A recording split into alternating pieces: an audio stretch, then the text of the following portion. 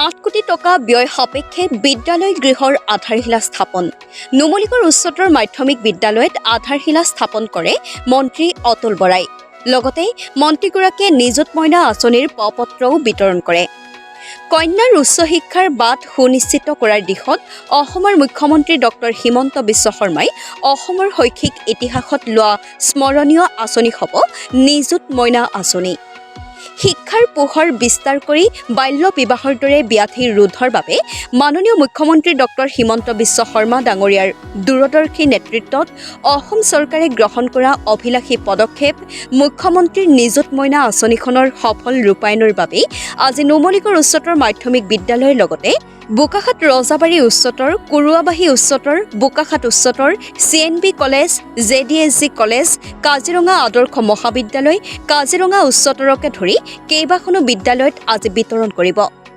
এই অভিলাষী আঁচনিখন গৃহ সমষ্টি এই সময়ছোৱাত শিক্ষাৰ্থীসকলক আঁচনিখনৰ অধীনত উদগনি হিচাপে আগবঢ়াবলগীয়া বিত্তীয় অনুদান কেৱল শৈক্ষিক কাৰ্যতহে ব্যৱহাৰ কৰিবলৈ আহ্বান জনায় মন্ত্ৰী অতুল বৰাই। নুমলীগড় উচ্চতৰ মাধ্যমিক বিদ্যালয়ত নিযুত মইনা আঁচনিৰ পত্ৰ আমি বিতৰণ কৰিলোঁ।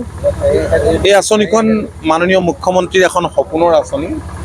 ৰাজ্যখনৰ 10 লাখ কন্যা শিক্ষাৰ্থীক লৈ এই আঁচনিখনৰ আজি দুদিনমান আগতে শুভাৰম্ভ কৰিছে মুখ্যমন্ত্ৰী ডাঙৰীয়াই।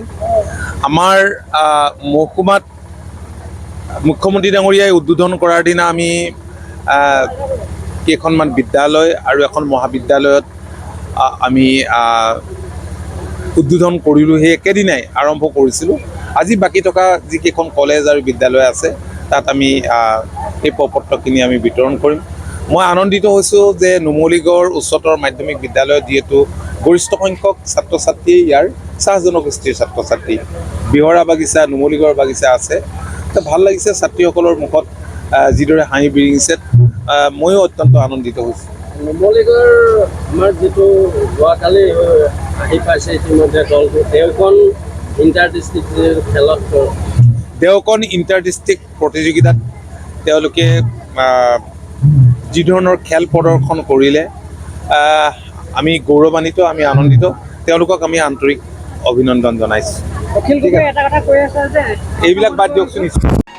ৰাজ্যখনৰ 10 লাখ কন্যা শিক্ষাৰ্থীক সামৰি ৰূপায়ণ হোৱা আঁচনিখনে উচ্চ শিক্ষাৰ ক্ষেত্ৰত কন্যা শিক্ষাৰ্থীৰ নামভৰ্তি বৃদ্ধিৰে কন্যাসকলৰ মাজত শিক্ষাৰ এক নতুন বাতাবৰণ সৃষ্টি কৰিব বুলি আমি দৃঢ় বিশ্বাসী। এই অভিলাষী পদক্ষেপৰ বাবে এই চেগতে মাননীয় মুখ্যমন্ত্ৰীৰ উদ্বোধনী অনুষ্ঠানটোত মুখ্যমন্ত্ৰী ৰাজচক্ৰ বিষয়া, ক্ৰীড়া বৰ্ডৰ উপাধ্যক্ষ আকাশ ফুকন, বোকাখাত মহকুমা প্ৰশাসনৰ দণ্ডাধীশ, খণ্ড উন্নয়ন বিষয়া, বিদ্যালয়সমূহৰ পৰিদৰ্শক, শিক্ষক শিক্ষয়িত্ৰীসকল আৰু গণ্যমান্য ব্যক্তিসকল উপস্থিত থাকে। অনুষ্ঠানত দেওকণ ট্ৰফিৰ বিজয়ী নুমলীগড় হাইস্কুলৰ ছাত্ৰ দলৰ খেলুৱৈসকলক মন্ত্ৰীগৰাকীয়ে শুভেচ্ছা জনায়। অনুষ্ঠানৰ আধ্যৰে অধ্যক্ষ মহেন শইকীয়াই। বোকাখাতৰ পৰা বুবুল দত্তৰ ৰিপৰ্ট লাইভ অসম। বিদ্যালয়ৰ তেওঁলোকৰ গৃহ নিৰ্মাণৰ বাবে অসম চৰকাৰৰ নিৰ্দিষ্টৰ তৰফৰ পৰা 8 কোটি টকা আমি অনুদান লাভ কৰিছিল। সেই 8 কোটি টকাৰ অনুদানেৰে গৃহ নিৰ্মাণৰ কাম আজি শুভাৰম্ভ কৰা হয়। আনুষ্ঠানিকভাৱে আধাৰশিলা স্থাপন কৰে অসম চৰকাৰৰ কেবিনেট মন্ত্ৰী শ্ৰদ্ধাৰ অতুল বৰা ডাঙৰীয়াই। গতিকে আমি বিদ্যালয়খনৰ আটকধুনীয়া এখন বিদ্যালয় গৃহ নিৰ্মাণ কৰাৰ সুযোগ পালোঁ। গতিকে আজি সেই গৃহ নিৰ্মাণ কাৰ্যসূচী শুভাৰম্ভ কৰা হৈছে। খুব সোনকালে 8 মাহৰ ভিতৰতে গৃহ সম্পূৰ্ণ হ'ব বুলি আমাক ঠিকাদাৰৰ তৰফৰ পৰা জানিবলৈ দিছে। ইফালে নুমলীগড় উচ্চতৰ মাধ্যমিক বিদ্যালয় অসম চৰকাৰৰ যি অভিলাষী আঁচনি নিযুত মইনা, সেই নিযুত মইনা আঁচনিও আজি আনুষ্ঠানিকভাৱে শুভাৰম্ভ কৰে কেবিনেট মন্ত্ৰী অতুল বৰা ডাঙৰীয়াই।